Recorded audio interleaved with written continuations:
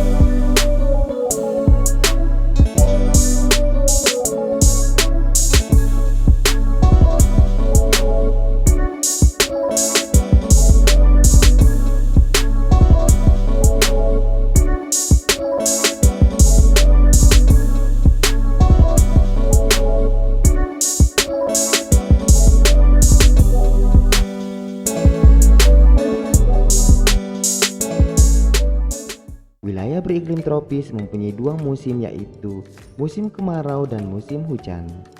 Berbeda dengan iklim lain yang biasanya memiliki musim dingin. Penguapan air laut di wilayah iklim tropis juga tinggi, jadi wajar saja jika wilayah tersebut memiliki banyak awan.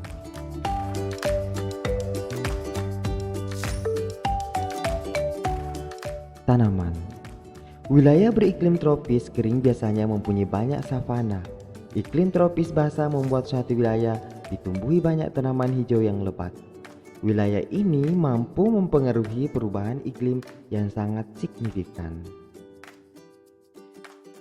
Kini, Anda sudah memahami apa saja karakteristik dan ciri-ciri iklim tropis, bukan? Sebagai negara yang memiliki iklim tropis basah, Indonesia memiliki peranan yang sangat penting untuk menjaga iklim dan lingkungan di dunia. Pasalnya, ada banyak hutan di Indonesia yang berperan sebagai paru-paru dunia untuk mencegah fenomena global warming.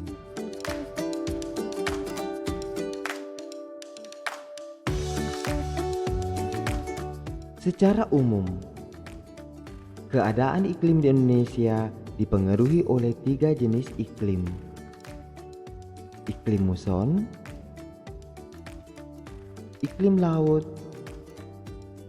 dan iklim tropis.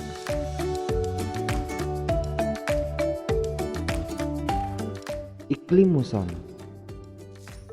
Iklim muson atau musim adalah iklim yang dipengaruhi oleh angin musim atau muson yang berubah-ubah tiap periode tertentu.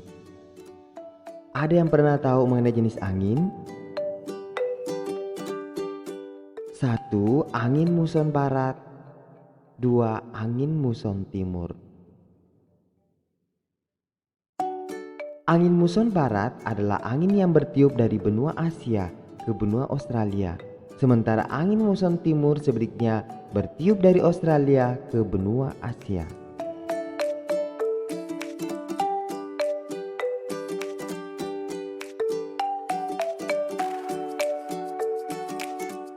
Perhatikan pada peta berikut ini. Nah, ini adalah peta pergerakan angin. Ini namanya angin timur. Ini namanya angin barat. Nah, angin barat ini bertiup dari benua Asia menuju Australia. Nah, kemudian ini adalah angin timur. Angin yang bertiup dari benua Australia menuju Asia. Nah, sekarang kita lihat penjelasan berikut ini. Coba bayangkan perjalanan kedua angin itu. Jadi coba bayangkan perjalanan kedua angin itu. Keduanya pasti sama-sama melewati Indonesia. Kita perhatikan di sini.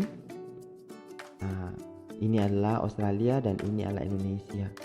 Ketika angin bertiup dari benua Asia menuju Australia akan melewati Indonesia. Ketika angin bertiup dari Australia menuju benua Asia juga akan melewati Indonesia. Nah, ini. Keduanya pasti sama-sama melewati Indonesia. Meskipun demikian, efek yang ditimbulkan dari kedua angin ini berbeda. Angin muson barat akan menyebabkan iklim menjadi hujan, sementara angin muson timur akan menyebabkan musim kemarau.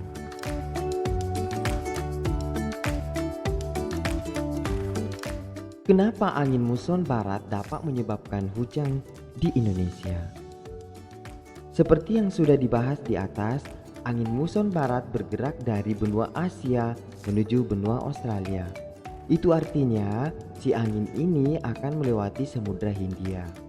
Nah, dalam perjalanannya, sewaktu sampai di Samudra Hindia, angin muson barat akan membawa awan-awan hasil penguapan di samudra tadi.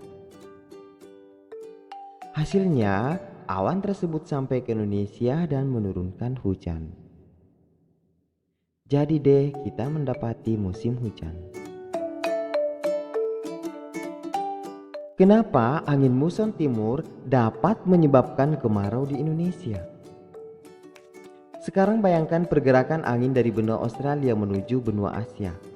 Di Australia terdapat gurun Gibson yang membuat daerah di sana cenderung kering.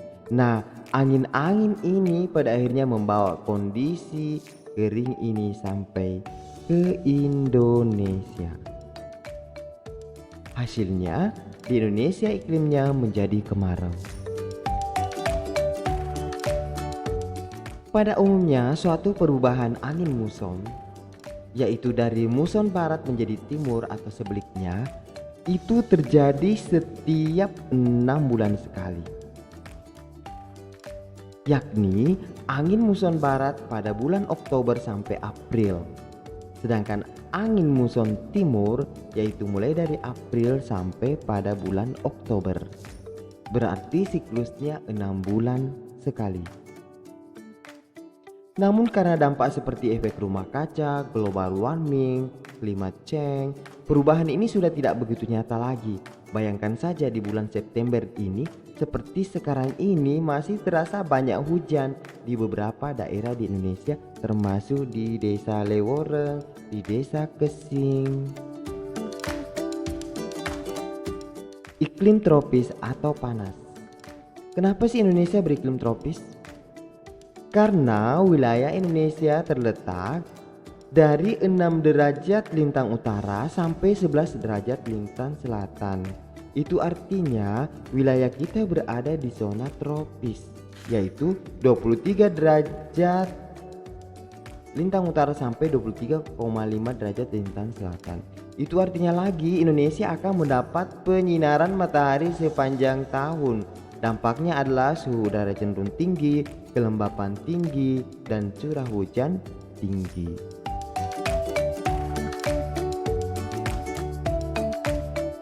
Iklim laut. Iklim laut ini tentu berkaitan dengan kondisi laut di Indonesia. Kita semua tahu bahwa Indonesia adalah negara maritim, banyak wilayah dari negara kita merupakan daerah laut. Itu artinya akan ada pengaruh laut terhadap kondisi udara di Indonesia dong. Karena Indonesia lautnya luas, ini memungkinkan terjadi penguapan air yang lebih banyak.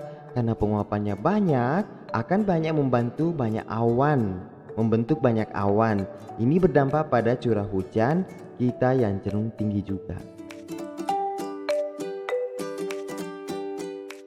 Nah, sekarang kita masuk di akhir pembelajaran.